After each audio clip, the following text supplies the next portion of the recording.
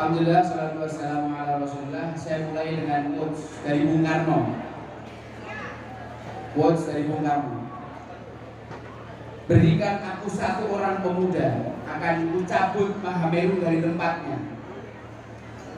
Berikan aku 10 orang pemuda, maka akan kuguncangkan dunia. Kalau orang Lombok, berikan aku 5 orang pemuda, akan kubuat boyband. Oke. Teman-teman sekalian dirahmati Allah, gimana kabarnya? Kok ada suaranya, gimana kabarnya? Takbir. Yang laki mana suaranya? Takbir. Oke, saya mulai dengan sebuah kisah. Saya hari ini mau cerita 2 kisah. Kisah yang pertama adalah tentang seorang dukun yang mengabarkan bahwa sebentar lagi akan terjadi banjir bandang, akan ada meteor yang menabrak bumi, terus kemudian akan terjadi banjir. Singkat cerita, manusia diperintahkan untuk membuat kapal yang besar, menampung manusia dan hewan sepasang-sepasang. Maka ramalan si dukun itu menjadi kenyataan. Ketika kapalnya sudah jadi, meteor menabrak bumi dan keluarlah air yang sangat banyak. Berikut diiringi dengan hujan. Cuman hujannya jauh lebih lebat daripada hujan kita malam hari ini. Ketika kapal itu sudah mulai naik, kapal itu oleng. Mereka khawatir kapal ini akan tenggelam, maka semua barang-barang yang ada di kapal itu dikeluarkan, dibuang. Ternyata kapalnya masih oleng. Akhirnya si dukun mengatakan kita harus bikin ujian. Ujian ini hanya hewan yang pintar yang boleh tetap berada di atas kapal. Adapun hewan yang bodoh maka akan kita lemparkan. Loh, cara ngeceknya, cara ujinya gimana, Pak? Hewan disuruh stand up komedi, maju ke depan. Dari hewan yang paling gede, kalau cerita dia cerita lucu itu gimana? Semua hewan ketawa tanpa terkecuali, maka itu hewan dianggap pintar. Kalau dia cerita ada satu aja hewan yang nggak pintar, maka dia dianggap hewan yang bodoh. Maka dimulai dari hewan yang paling besar. Apa hewan paling besar? Gimana, Pak? Dinosaurus. Dinosaurus cerita, baru 1 menit cerita semua hewan udah ketawa. Semua hewan ketawa kecuali 1 ekor hewan di pojok sana.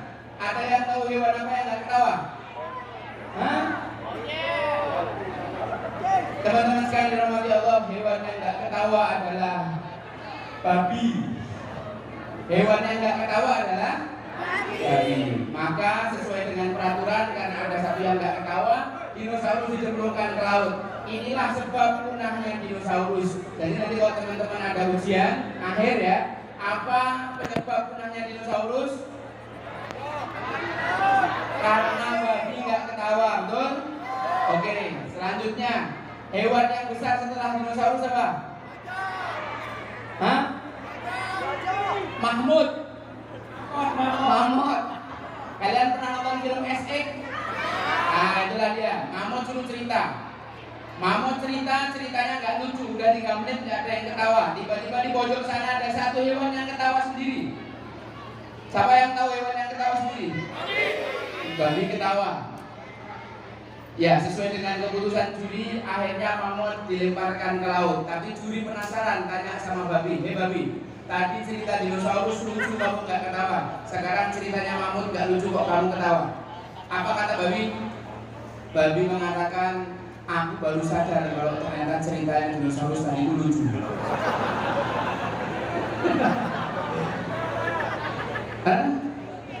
Teman-teman sekalian dirahmati Allah, apa pelajaran paling penting dari kisah ini? Jangan sampai ketelmian kita menyengsarakan orang lain. Apa pelajarannya?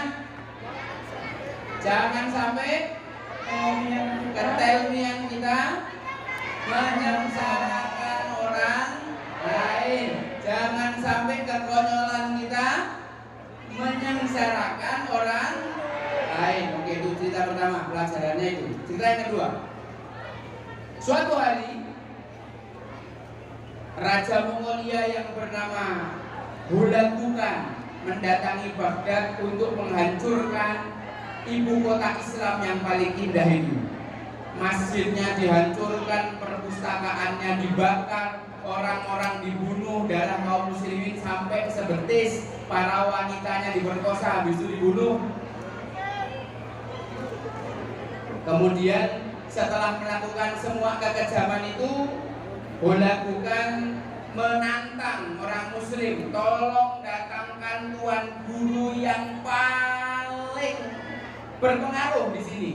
Saya ingin debat sama tuan guru.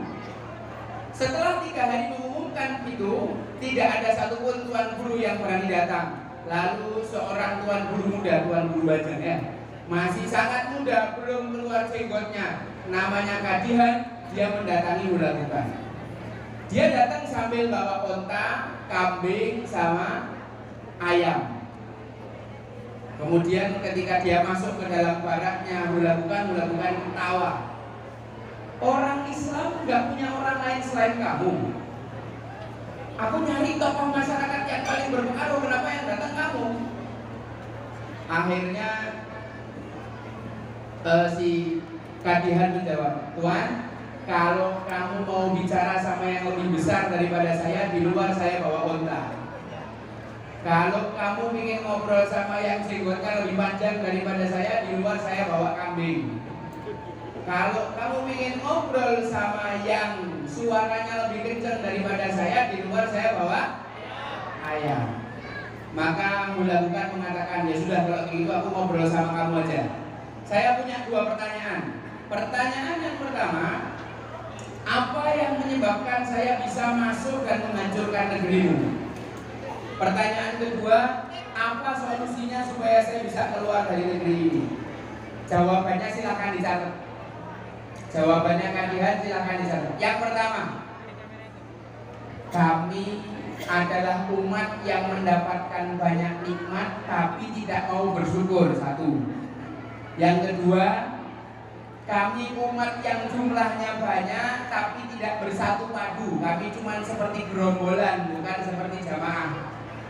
Yang ketiga, kami orang yang jauh dari ilmu. Yang keempat, kami tidak mendidik generasi kami dengan ilmu. Maka Allah Subhanahu wa ta'ala datangkan Anda ke sini untuk mencabut kembali semua nikmat yang Allah berikan kepada kami. Itu jawaban dari Kadihan.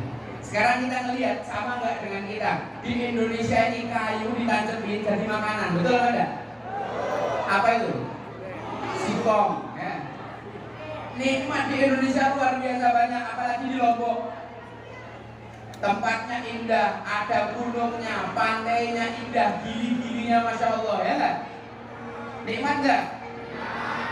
Tapi orang-orang yang ada di Baghdad waktu itu kurang bersyukur.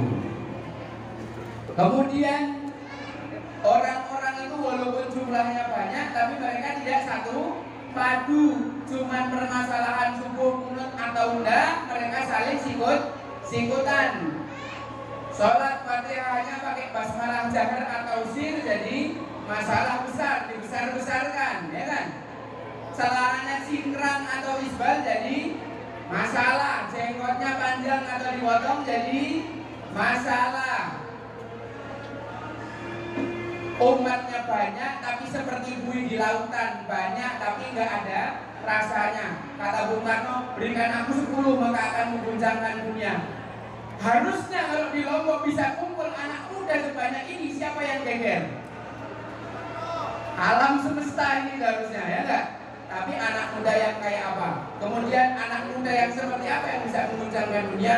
Anak muda yang dekat dengan ilmu, anak muda yang rajin majelis, anak muda yang senantiasa dekat dengan para guru, dekat dengan para dekat dengan para ulama. Insya Allah kemenangan akan didatangkan oleh Allah dengan orang-orang seperti itu. Tapi kalau kita tidak mau, maka Allah akan mengirimkan orang seperti Hulagukan untuk merebut, untuk mengambil kembali semua nikmat yang Allah berikan kepada warga Indonesia. Na'udzubillah, na'udzubillah. Solusinya tidak dibalik, kita bersyukur, kita bersatu padu, kita dekat dengan ilmu, dan kita senantiasa mendidik generasi untuk dekat dengan ilmu. Ini saja yang saya sampaikan. Assalamualaikum warahmatullahi wabarakatuh. warahmatullahi wabarakatuh.